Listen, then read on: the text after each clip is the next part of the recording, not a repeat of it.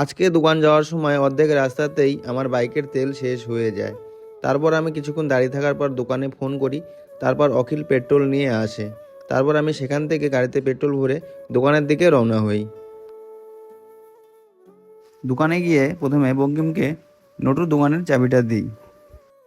তারপর আমার দোকানের সামনে গিয়ে দেখি সন্ধ্যার সময় ভিড় পড়ে গেছে, আমারও আসতে দেরি হয়েছে। তাই আমি তাড়াতাড়ি দেরি না করে দোকানের ভিতরে ঢুকে যাই। দোকানে ঢুকেই জ্যাকেটটা খুলে রেখেই বাক্সে আজকে মাছের কি কন্ডিশন আছে সেটা একবার দেখে নিলাম। তারপর দেরি না করে দোকানে বসে পড়লাম।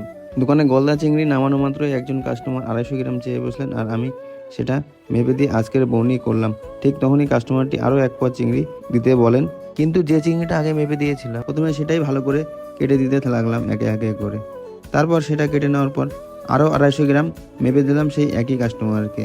তারপরে সেটাও ভালো করে কাটতে লাগলাম।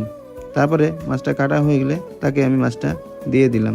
একই কাস্টমারের কাছে 1 পোয়া করে মোট 500 মাছ বিক্রি করে আজকে আমার প্রথম বনি করলাম। তারপরে তাজা তাজা শোল মাছগুলো কাস্টমারকে কেটে দিতে হবে, তাই পিছনে আঁশশোলার জন্য দিয়ে দিলাম। তারপরে ভারতীয় সেনার এই দাদা বরলি মাছের পেট টিপে দেখতে লাগলেন।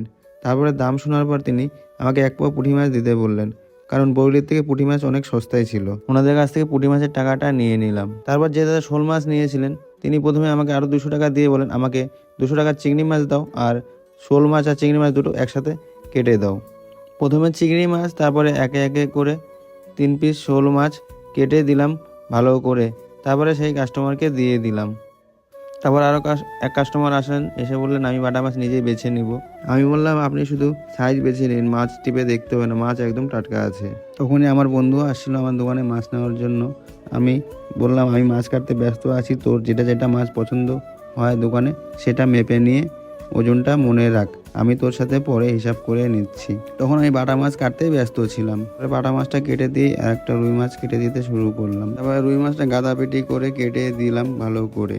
তারপরে দোকানের প্লাস্টিকটা একটু পরিষ্কার করতে লাগলাম, মাছ কাটার জন্য জায়গাটা একটু নোংরা হয়ে গেছিলো।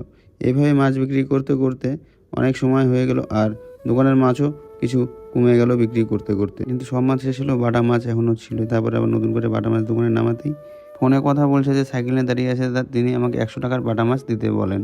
বাটা মাছটা কাটতে সময় লাগবে তাই তিনি না কাটিয়ে নিয়ে চলে যান। এমন কাস্টমার খুব কম পাই দিনে, যিনি মাছ না কাটিয়ে নিয়ে যায়।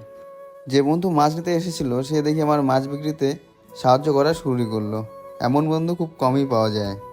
বন্ধুরা, কেমন লাগলো আমার আজকের এই বাস্তব জীবনের গল্প অবশ্যই জানাবেন। ভালো লাগলে লাইক করবেন, আর এমন বাস্তব গল্প প্রতিদিন শুনতে ফলো করতে একদম ভুলবেন না।